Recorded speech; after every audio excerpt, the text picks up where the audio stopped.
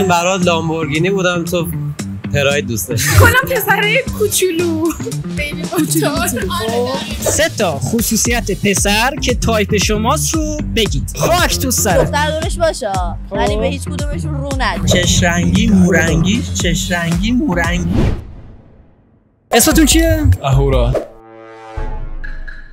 اهورا 3 تا خصوصیت دختر که تایپتر رو بگو.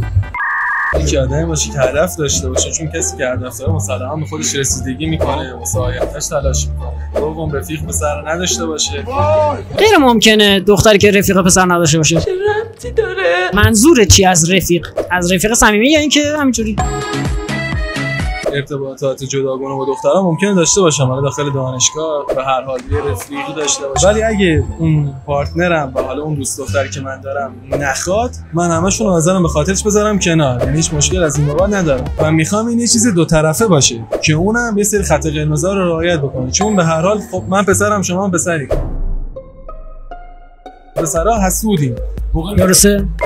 که طرفمون با یه نفر دیگه صحبت میکنه، گن میگیره. خب من شخصا خودمو میگم، من واقعا آدم حسودیم، مساعدت میکنم. میشه مثل یه پسر بچه 5 ساله که یکی میخواد اسباب بازیش ازش بگیره. خب تایپ سومتون چی؟ یعنی گزینه سوم سالم باشه، یعنی اهل دود و دم و اینا واقعا نباشه، معتاد نباشه. خب یه جمله که بخوای راجع به اکست بگی. تو تایمی که منو ول کردی رفتی، تایم خوبی من نداشتم، واقعا اوضاع خوبی نداشتم از هر جهت.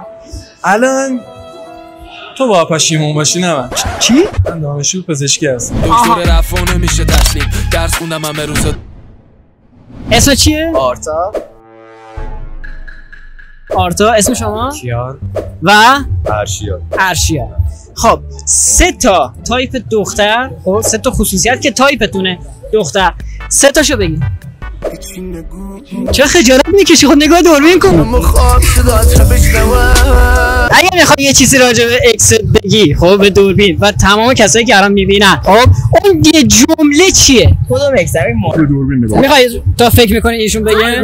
من برات لامبورگینی بودم، تو پراید دوست داشتی. خب حالا شما؟ با فکر کنم. خب خیلی کارا براشون کردم ولی اصلا برای من مهم نبودن هیچ کدومش. اکسا شاید بهترین رفیقای هم بشن. خب بچه خوب هستین؟ خوبیم. اسمتون چیه؟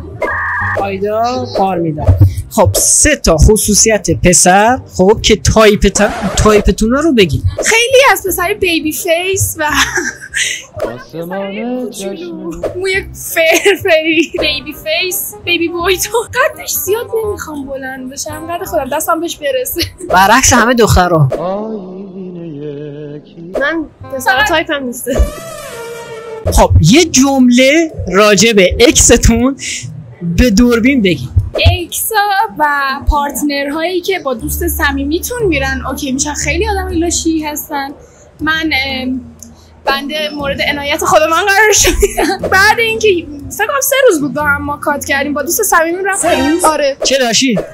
منو میبینی به من میگن سیاه. اسمتون چیه؟ ارشیا هستم. ارشیا 3 تا خصوصیت دختر که تایپتر رو بگو. اولی کمرباریک باشه، اخلاق که خیلی مهمه، ولی خب آره. و از این دخترای پرندش خیلی خوشم نمیاد. خب اگر یه جمله بخوای به اکست بگی اون چیه؟ انشالله هر جا هست موفق میشه.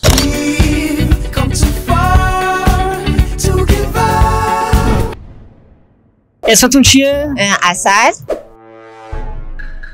3 تا خصوصیت پسر که تایپ شماست رو بگید. خب اگه پسر تایپم نباشه، موتور سوار باشه، جنتلمن باشه و شعور داشته باشه.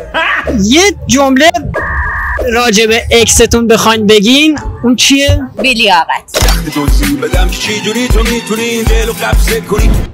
اسمتون چیه؟ پارسا هستم. 3 تا خصوصیت دختر که تایپتون رو بگین. سانسور نمی‌کنین؟ کمر باریک، با سن گنده و سینه های بزرگ. عاطفه واقعا تایپ تو این ستاست؟ و اخلاق خوبم مهمه به هر حال. اگه یه جمله بخوای به اکست بگی اون چه جمله‌ایه؟ برو آلاش. اسمتون چیه؟ شادی. 3 تا خصوصیت پسر که تایپتون رو بگین. مغرور باشه، یعنی دور هیچ دختر دیگه یا نره، یعنی اینجوری باشه دختر دورش باشه ولی به هیچ کدومشون رو نده، به خودش خیلی برسه، مثلا به آیندهش فکر کنه، به زندگیش فکر کنه، به خودش برسه، باشگاه بره، یه همچین حالت. آها اوکی. خب حالا یه جمله بخوای راجع به اکست بگی، به اکست بگی تو دوربین، خب الان این ویدیو رو ببینه، اون چه جمله ایه؟ دلم واسه تنگ شده. مثل ماهی توی فکرم دریاست، نه که آب توی حوض.